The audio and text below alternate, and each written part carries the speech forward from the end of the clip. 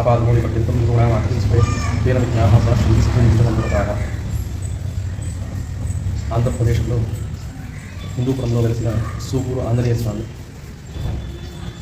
ఆంజనేయ స్వామిని మొదట ప్రతిష్టాపించింది జనమేజయ మహారాజు.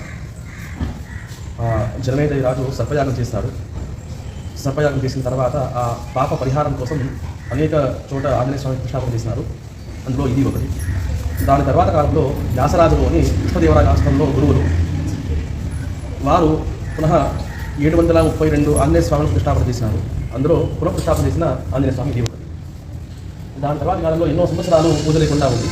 మా అత్త గారు ఇక్కడ వచ్చి స్నానం చేసుకునే దగ్గర చెరువు ఉంది. ఆ చెరువులో స్నానం చేసుకుని ఇక్కడ వచ్చినప్పుడు స్వామి స్వప్నంలో వచ్చి ఇక్కడ వెలిసినాను, ప్రతిరోజు పూజ ఇలా అనుకూలం చేయాలి అని అనుగ్రహం చేసినప్పుడు ఒక పుట్ట ఉండింది. ఆ పుట్ట తీసేదానికి 8 రోజులు పట్టిందనమాట.